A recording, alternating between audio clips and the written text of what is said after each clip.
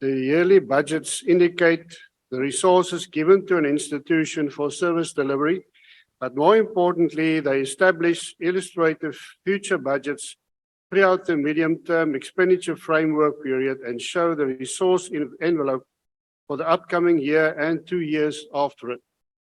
Small business is often seen as a key potential driver of job creation, equality and innovation in South Africa.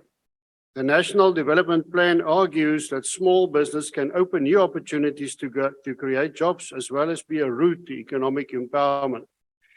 In the event, small business currently provides 55% of formal employment, compared to 40% from large companies, but available evidence shows virtually no increase in the number of small businesses since 2008 and only relatively slow employment growth. In the event, small business currently provides more jobs, in other words, than large business. South Africa continues to have a low level of small business as it is. Chair, South Africa has an unusual low share of employers and self-employed people in the labor force, and a relatively low share of working-age adults in employment at all. This, Honourable Chair, is a major factor behind high joblessness and the associated inequality and economic exclusion. Over the past 10 years, however, the number of employers and self-employed people has barely budged, while the numbers they employ, their incomes, and the structure of production have stagnated. While small formal businesses in South Africa make significant contribution to the employment, small businesses as a whole remains underdeveloped by international standards.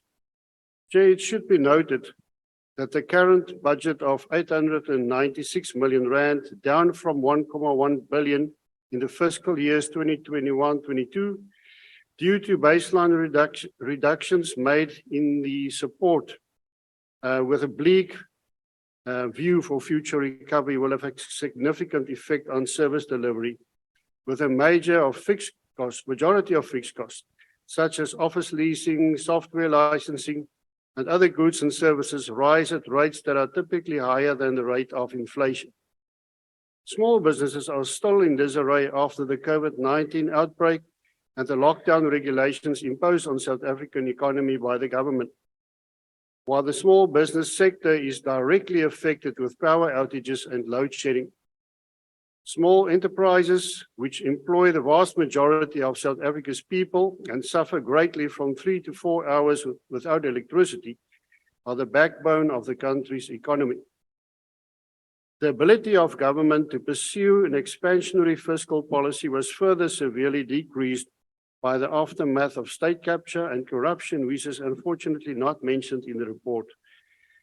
Agbare Voorsitter, die Departement vir Klein Sake Ontwikkeling, sy begroting en programme kan nie in isolasie beoordeel word en is onafwendbaar beïnvloed en benadeel deur die negatiewe impak van swak beleid en swak regering. Swak dienslewering deur plaaslike owerhede en staatsdepartemente, 'n gebrek aan beleggersvertroue, afgradering van die land se agentskappe en finansiële sektor van Suid-Afrika, as ook die potensiële konflik wat tans ontvou tussen die regering en sy grootste handelsvennote, kan onafwendbare verdere negatiewe invloed op die uitbou van die klein sake sektor en werkskepping tot gevolg hê. 'n Groter fokus moet ook op plaaslike ekonomiese ontwikkeling geplaas word. Die ondersteuning van en uitbou van gemeenskapsekonomie sal werkloosheid verminder en volhoubare selfstandige gemeenskappe bevorder wat nie noodwendig afhanklik is van die staat. Suid-Afrika benodig 'n nuwe bedeling met 'n nuwe regering sonder korrupsie en rasgebaseerde verkryging en indiensneming beleid wat prestasiegerig is en kan meeding met internasionale standaarde. Dankie voorsitter.